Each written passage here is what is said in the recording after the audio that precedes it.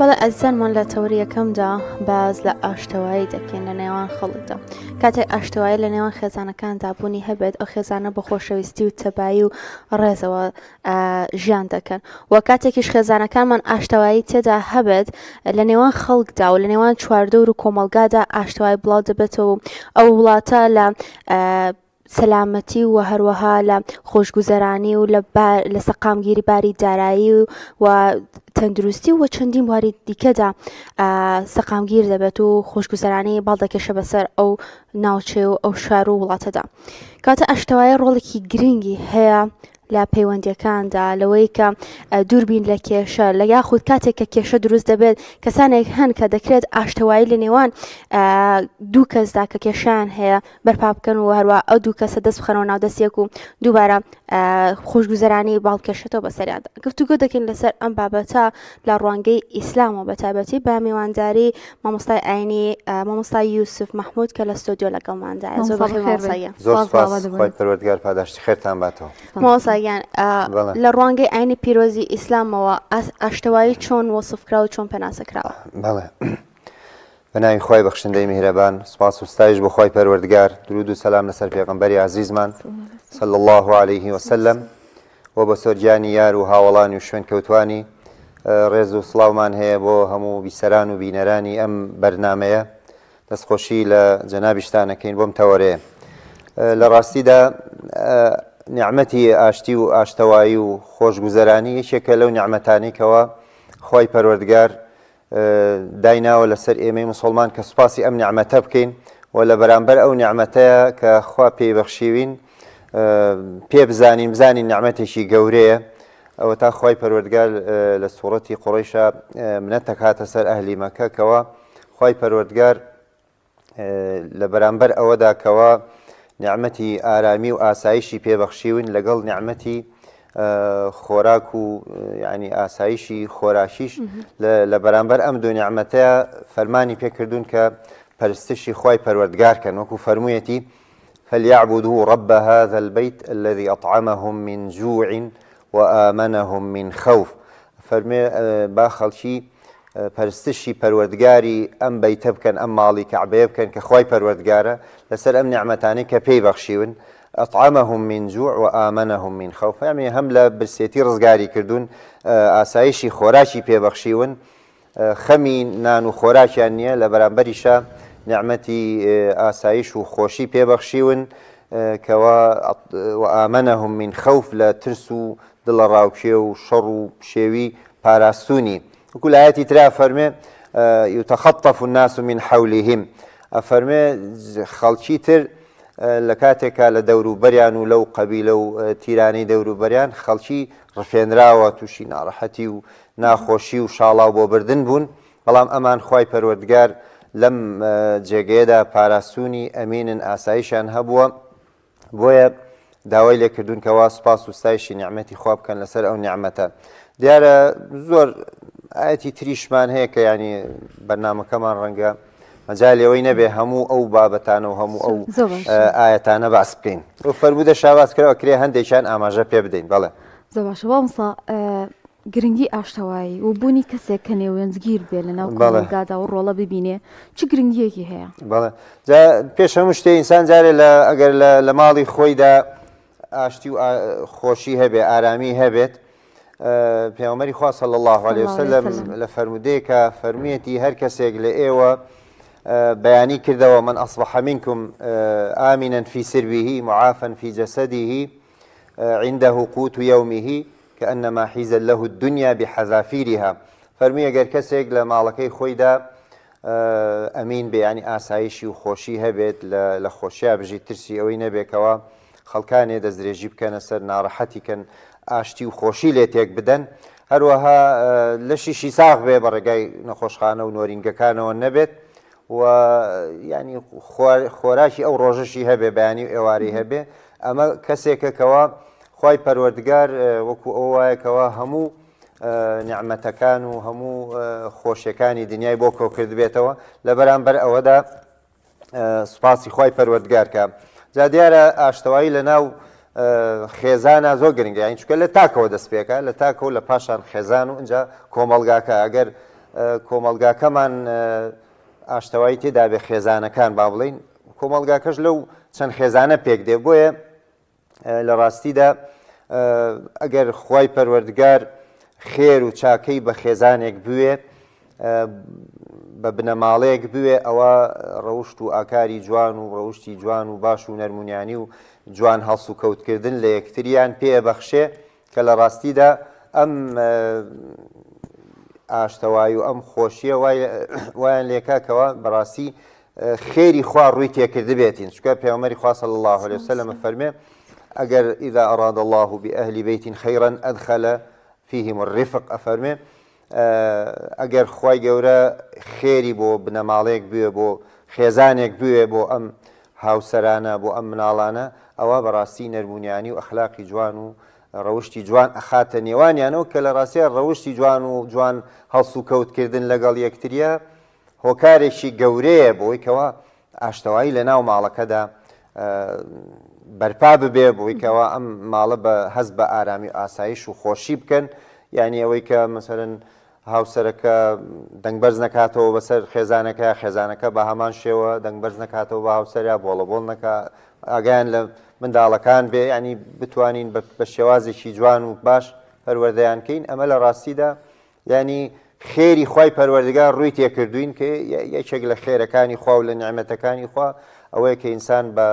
ئاشتی و بە خۆشی بژیت زۆر باش مامۆستا ئەو بنەمایانەی کە ئاشتەوایی لەسەر بنیاد ئەندرێت چ لە خێزان بێت چ لە ناو کۆمەڵگا بێت چ لە نێوان کەسەکان بێت لە وڵاتێکدا ئەو بنەمایانە چین؟ بەڵێ وڵای لە ڕاستیە تەبەن ئەم پەیامی خوای پەروەردگارە کە وما ئەرسەلناکە إلا ڕەحمەتە للعالەمین خوای پەروەردگار نادوێتی بە ڕەحمەت و میهرەبانی بۆ هەموو خەڵکی دیارە بنەماکانی خێزانێکی بەختەوەر و کەسێکی سەرفراز هەم لە دنیا هەم لە دوا ڕۆژدا بۆ دیاری کردوین کە لە ڕاستیدا زۆر شتن بەڵام ینی هەندێک لەو شتانە ئەگەر باسکەین ئەوەیەکەوە هەموو کەسێک هەموو فەردێک لە فەردەکانی کۆمەڵگاکە لە خێزانەکە ئەوەی کە بۆ خۆمان پێمان خۆشە بۆ خەڵکانی تریش پێمان خۆش بێت چکە وەکو پێغەمبەری خوا صلی الله عليه وسلم فەرمێ لا يؤمن أحدكم حتى يحب لأخيه ما يحب لنفسه ئەفەرمێ ئیماندار نییە و کەسەی کەوە ئەوەی کەوا بۆ خۆی پێی خۆشە بۆ خەڵکانی تریش پێی خۆش نەبێت کەواتە من پێم خۆشە خەڵکی ڕێزم بگرێ ئەبێ خۆشم ڕێز لە خەڵکی بگرم پێم خۆشە خەڵکی سوکایەتیم پێ نەکا کەواتە بێ بۆ خۆشم سوکایەتی بە خەڵک نەکەم پێم خۆشە خۆم شتی باشم دەستکەوێت کەواتە بێ پێشم خۆش بێ خەڵکی شتی باشی دەستکەوێت پێت خۆشە بخۆت لە ئارامی و ئاسایش شابژی کەواتە بێ ئارامی و ئاسایشی خەڵکانی تریش بپارێزی کەواتە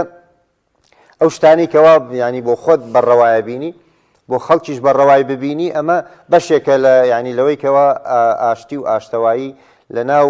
کۆمەلگا و لە ناو خێزانە بەرپا ببێت چکە زۆر کات ئەوەی کە بینین لە شەڕ و پشێوی و ناخۆشی لە چیەوە دروستە بێت لەوە دروستە بێت کەوە ئێمە مراعاتی حەق و مافەکانی بەرامبەرمان ناکەین لەوانەیە لی تووڕەبین لەوانەیە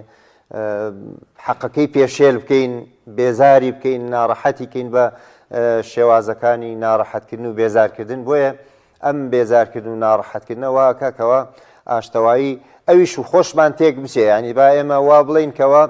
ینی خۆشی و ئاشتەوایی خێزان بە یەکتریەوە بەستراوەتەوە ئەگەر ئینسانێک ینی خوا نەخواستە بە ڕق و قینە و بە شەڕ و بە ناخۆشی بێوێ عەزێتی بەرامبەرەکەی بە لە ڕاستیاوە عەزێتی خۆشیەدا چونکە خۆشی لەو شوێنەیە ئەژی خۆشی لەو ماڵەیە ئەژی و ژیانیان و مەسیریان بەیەکەوەی بۆیە ئەگەر ئەو ناڕەحەتکەین معنای وایە خۆشمان ناڕەحەت کردو وەکو وایە ئەگەر دوو کەس تەشوێ نەبێت چۆن ئەگەر دەستیان بە یەکتریەوە کەلەپسە کراوێ ئەو بێوێ یەکێکیان بێ ئەوی تر بخاتە چاڵێکی ئاگرەوە ڕاستیە خۆشیەکەوێتە ناوی خۆشی ناڕەحەت ئەبێت باڵمستا ئەجر و پاداشتی ئەو کەسە چییە کە ئاشتەوایی و نێوەندگیریە کال ناو کۆمەلگایە و هەروەها سزا و تاوانی ئەو کەسەش چییە کە پێچەوانەکەی دەبێتە هۆی تێکدانی ئاشتی و ئاوادانی لە ناو کۆمەلگا؟ بەڵێ لە ڕاستیدا پاداشتی ئەو کەسە زۆر گەورەیە کە ئەگەر هات و زانی دوو کەس بڵێن بۆ نمونە ناخۆشییان بووە ینی ئاشتیان کاتەوە هەوڵدا قسەی خێریان لە نێوانە بکە وەکو خوای گەورە فەرمێتی وەسڵح و خەیر سڵح و پێکهێنانەوەی خەڵکی و پێکەوە بوون کارێکی خەیر و کارێکی گەورە و کارێکی چاکە کەەوە ئەم ئینسانانە پێک بێنیتەوانێ ئەنجا ئەو خێرانەی کەوا لەم ئاشتەواییەوە پەیدا بێت ڕێکردن و چاکردنی بینی بۆ نمونە دوو هاوسەرە ژن و مێردێکە یاخود دوو شەریک و هاوبەشە بەڕێوبەرێک و فەرمانبەرێکە دوو هاوڕێیە قوتابیەک و مامۆستایەکە ینی هەر کەسێکە دوو دراوسەیە دووکانە هەر کەسێکە ینی کە هەست بکەین ئەمانە ناڕەحەتی و ناخۆشی و ینی وەکو بڵێ دڵ عاجزی لە نێوانیان هەیە ئاشتی نێوانیان تێکچووە ئەگەر هەوڵ دەین باشیان کەینەوە چاچیان کەینەوە ئەمە لە ڕاستیە ئەو خێر و پاداشتانەی کەەوە بۆ ئەوان هەیە کە ئەوان لە ئەنجامی ئەو برایەتی و تەبایە دەستیانەکەوێت ینی لە ئەنجامی ئەو خۆشەویستی و یەکترویستنە و چاوپۆشیکردن لەو ناڕەحەتی کە لە نێوانیانە بووە چەندیان دەستەکەوێت ئێمەش ئەوەنەمان دەستەکەوێت چکە پێغەمبەری عەزیزمان صلی الله عليه وسلم فەرمێن من دل على خير فله مثل أجر فاعله فەرمووی ئەگەر کەسێک دلیل بێ ڕێنیشاندەر بێ بۆ خێرێک بۆ چاکەیەک بۆ ئاشکردنەوەیەکی چەند کەسانێک یاخود هاندەری کەسانێک بێ بۆ کردنی کردەوەیەکی چاکە کە لە ڕاستیدا چاوپۆشیکردن لەوانەی بەرامبەرمان وە سەبرگرتن لەسەریان وە لەبەر خوا بەخشینیان و ینی چاوپۆشی لێکردنیان پاداشتێکی زۆر گەورەی هەیە بێتەوەی کەەوە خوا لەوان خۆش بێ و لەو کەسەش خۆش بێ و بخوا پاداشتی ئەو کەسەش بداتەوە کەەوە ئەم دوو ئینسانی بێگەیاندۆتەوە قسەی خێری کردۆ لە نێوانیانە هەتا ئەگەر ئینسان بە شێوازێکی جوان و ڕێک و پێک بتوانێت چەند قسەیەکی جوان و ڕێک دابنێ لەلایەنی خۆیەوە کە ڕەنگە لە واقعیشا لە 100% بەو شێوازە نەبوو بێ نەکەر بە ینی بە ناڕاست و بە درۆ بۆی حسێب ناکرێت بەڵکو بە خێر و بە سەدەقە و بە چاکە بۆ ئینسانان نووسێت کە ئێوێ ئەم ناخۆشی نێوان دوو کەسانە ئەم ڕقوقین و ینی فشاری دەرونی کە لە نێوان دەرونی ئەم ئینسانانیان دروست بوو ئەوێ لای بەرێ ئەوە لە ڕاستیە ئەمیش پاداشت و خێرێکی گەورەی دەسەکەوێ ینی لە بەرامبەریشە ئەو ئینسانی کەەوە خوا نەخواستە شۆفاریەکە بۆی کە بینی دوو کەس تێک بە بینی ژن و مێردێ تێک بدا ئەمەش تاوان و گوناهێکی گەورەیە حتا پێغەمبەری خوا صلی الله علیه وسلم فەرمووی لا يدخل الجنة قتات فەرمووی خوای گەورە و ئینسانە ناخاتە بەهەشتەوە ئەمە ینی هەڕەشێکی زۆر گەورەیە ئینسان لەو هەموو نیعمەتەی خوا کەوا تەمەنایەکە کەوا خوا لێی خۆش بێ و لەو ناڕەحەتیانە ڕزگاری بێ و خوا بەو بەهەشتەکە ماڵسەجەرا چاکێکی زۆریش هەیە ڕەنگە بۆنی ئەو چاکانەشت بڕوا بەداخەوە ئەفەرمی خوا ئەو ئینسانە ناخاتە بەهەشتەوە بۆ میسانە شۆفاریەکە لە نێوانی دوو خەڵکە قسەی ئەم دێنێ قسەی ئەیبا بۆ ئەو قسەی ئەو دێنێ ئەیهێنێ بۆ ئەم ینی جاری واش هەیە ینی شتەکە لەوانەیە بەو شێوازەش نەبێت ئەم قسەی زیادی پێوانێ ینی ئەو ئینسانە زیاتر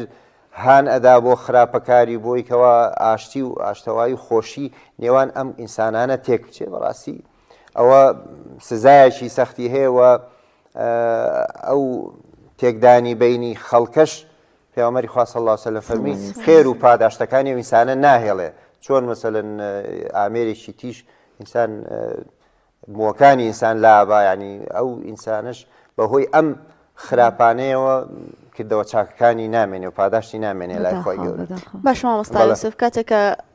کەسێک یاخود دوو برادر یان کەسێک ئاشتەوایان لە نێواندا نابێت کێشەیان دەبێت و ناکۆکیان هەیە کەسێک ئاشتەوایی بکات لە نێوانیاندا یان ڕوتە بڵم کێن ئەوانێک کە پێویستە ئاشتەوای لە نێوان خەڵکدا بەرپا بکەن چکە زۆر جار دەبینی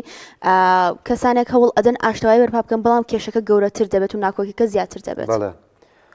وڵای جا کەسێک پێش هەموو شتێ و ئینسانە ینی دڵسۆزی و خلاصمان هەبێ بۆ خۆی پەروەردگارداوە لە خوا بکەین کە خوا ئەو توانایەمان باتێک کە بتوانین ئەو چاکەیە بکەین و لە پاشانیشە ئەم ئینسانە شارەزا بێ بە وردەکاری هەموو کێشەکە ینی لە تاگلایەنە بڕیار نەدا هەر یەکسەر خراپەکە بەسەر لایەکا بچەسپێنی گوێ لە قسەی هەردوو لایەن بگرێ بتوانێت ینی ئەزمموی هەبێ لەو ئیشانەیە بتوانێت بە ئیزنی خوا یارمەتیان بە قسەی باشیان بۆ بکە و قسەی هەردوو لا ببیستێ و پێش هەموو شتێکیش بۆ خۆشی کەسانێک بێ کە ئیشاڵا لەو کەسانە بێ کە بۆ خۆشی ئەتوانێ چاوپۆشی لە خەڵکە ینی کەسێک ناتوانێت خەڵکی ئاشکاتەوە کە بۆ خۆی لەگەڵ چەندەها کەسە ینی نێوەندی خراپ بوو بێ وانە لەبەرەوە ئەم ئینسانە لانی کەم ئەبێ بۆ خۆی ئەزمونێکی هەبێکەوە توانی بێتی لە خەڵکی خۆش بێت چاوپۆشی بکە لە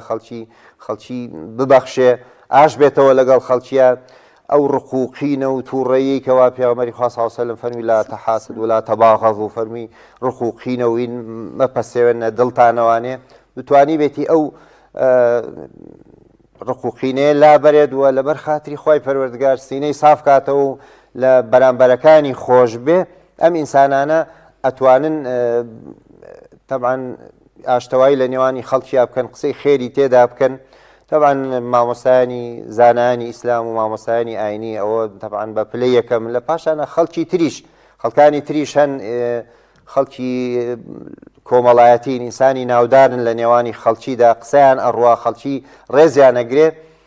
جێگەی خۆیەتی ئەم ئینسانە بەڕێزانش ئەو پلە و پایە و مەکانەتی کە هەیەە ئەو ڕێزگرتنەی کە خەڵکی لیانەگرێ بەکاربێنن بۆ ئەوەی کەەوە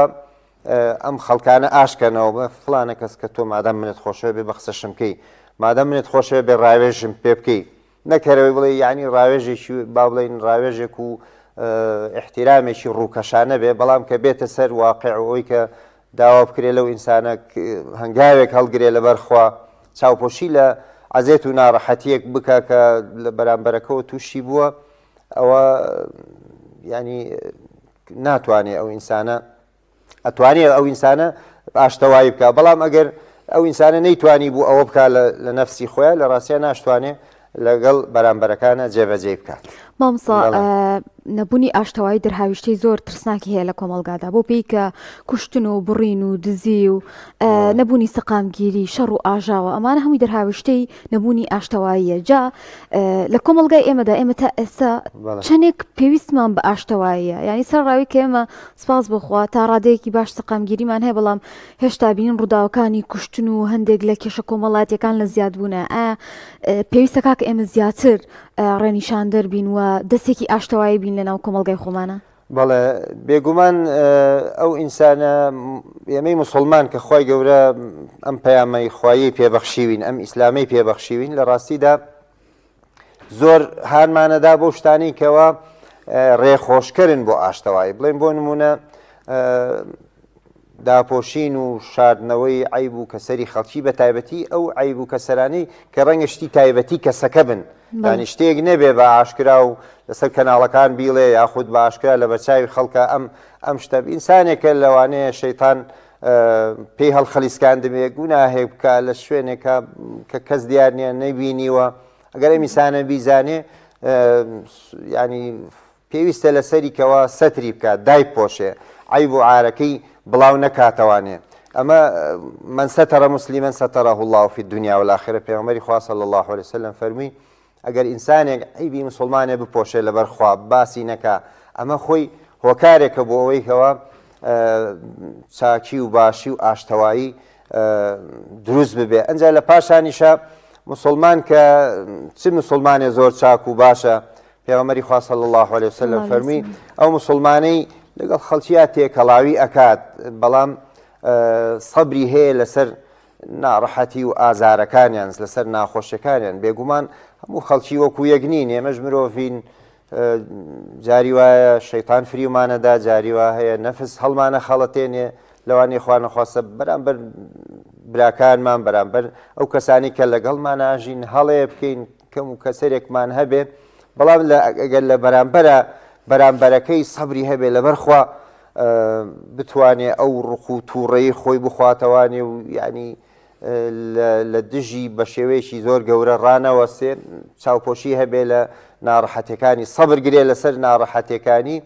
ئەفەرمێ پێغەمبەری خوا صلی الله علیه و سلم ئەم ئینسانە چاکتر و باشترە لە موسڵمانێک کە تێکەڵاوی خەڵکیش ناکە سەبریشی نییە لەسەر ناڕەحەتی و ناخۆشیەکانیان کەواتە ینی تۆ سەبرگرتن و ئارامگرتن لەسەر ئەو شتانی کە توشمانە بێ لە خەڵکی ئەمیش بۆ خۆی ینی یەکێکە لەو بنەمانی کەواکە ئاشتەوایی و خۆشەویستی دروست ببێ لە نێوانی تاکەکانی کۆمەڵگاداوە وایان دەبێتەوە ڕق و قینە و تووڕەبوون و ئەمانە وەلا بنێن کە لە ڕاستیدا ئەو بنەمایەکی تر یعنی ئەوەیە کە چاوپۆشی و لێ خۆشببوون لەبەر خوای پەروەردگار ئەم ئینسانە مادەم دەسەڵاتی هەبێت توانای هەبێ تۆڵە لەو ئینسانە بکاتەوە حەقی خۆی لێ وەربگرێتەوە بەڵام لەبەر خاتری خوا لێی وەرنەگرێتەوە و چاوپۆشی لێ بکا و سزای نەدا ئەمەش ینی هۆکارێکە بۆ ئاشتەوایی ینی ڕەتکردنەوەی خراپەی خەڵکی بە چاکە ئەمە ئاەتی قورئانە کە خۆی گەورە فەرمێ ادفع بالتي هي أحسن فإذا الذي بينك وبينه عداوة كأنه ولي حميم أفرمي تو خراپەی خەڵکی بە چاکە وەڵام بەرەوە ئەوەی کە لێ نێوانتانە بووە لە ڕقوکینە و ینی ناخۆشی و شەڕ و ئاشوب خی پەروەردگار ئەیگۆڕێ بە دۆستایەتی و خۆشەویستیەکی وە کەوا بێتە ینی دۆستی بنە دۆستی گیانی بەگیانی و خۆشەویستی یەکتری و لە ژیانە دەستبار و هاوکار و تەبابن بۆ یەکتری. باش مامۆستا لە ئاینی پیرۆزی ئیسلامدا تا چەندە گرنگی درراوە لە پەروەردەی خێزانی بەوەی کە تاکێکی ئاشتەوایی خواز بەرهەم بێنە بۆ کۆمەڵگا. بەڵێ وڵایجا ئیسلام زۆر گرنگی داوە ینی لەوەی کە فەرموویەتی ئەبێ ئینسان بەزەی بێتەوە بۆ کەسانی کە لە خۆی بچووکترن با دەسەڵاتیشت هەبێ بەسەریا بتوانانی عەزێتی بێ بتوانی لێ بدەی بەڵام نە ئەفەرمێ لەیسە مینا مەن لەم یەرحەم سەغیرەنا ئەو ینی ئیسلام وا تاکەکانمان پەروەرداکە کەوا ڕوحی چاوپۆشی و سەماحەت و بەزەییمان هەبێ بەرامبەر بۆ کەسانی کە دەسەڵاتیان کەمترە لە ئێمە و ئەو کەسانش کە گەورەترن ڕێزیان بگرین خۆشمان بوێن ئەمە واکە ئاشتەوایی بڵاو بێتەوە ئەجا ئەو هەموو ئاەتی کە قورئانی پیرۆز باسی ڕێزی دایک و باوک وکاو ئەمانە هەمووی ینی بنەمان بۆ ئاشتەوایی لە نێوان خێزانە بێگومان زۆر بەرنامەی چاک و باش و ینی هەتا ئینسانە لەم پەیامی خوا و لەم ئیسلامە شارەزا بێ و نەماکانی جێبەجێ بکەوە هەوڵی ڕازیکردنی خوای پەروەردگار بدا ئینشاڵڵا حتممە ئەم ئینسانە ئینسانێکی چاک و باش و ئینسانێک دەرەچێکەوە کەڵکی بۆ خۆش شێوێ و بۆ خەڵکانی تری شێوە ینی نەکەرەوەندەی کە زیانی بۆ خەڵک نابێ بەڵکو ئەوەی کە خەڵکێک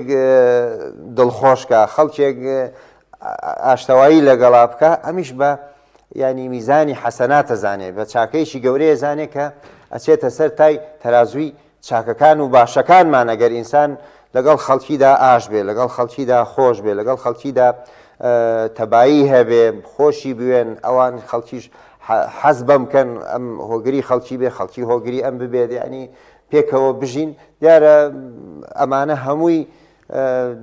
زۆر بنەمای تریش کە ڕەنگەی نەتوانین هەمویان بە تور و تەفسیل باسکەین بەڵام بێگومان ئیسلام داوای ئەوەی کردووەکەوە لە ناو خێزانە خێزان بێ خێزانێکی بەختەوەر بێت تەبان بەختەوەرێکەش بەوەی کەوا ڕێشوێنی بۆ داناوین هەرو لەوەی کە ئینسان چۆن خێزانێک پێک بێنێ ئەنجا خێزانەکە چۆن لەگەڵا هەڵسو کەوتکە چۆن تەحملی ناڕەحەتەکانی بکە چۆن پەروەردەیان کە نانی حەڵاڵیان بۆ پەیداکە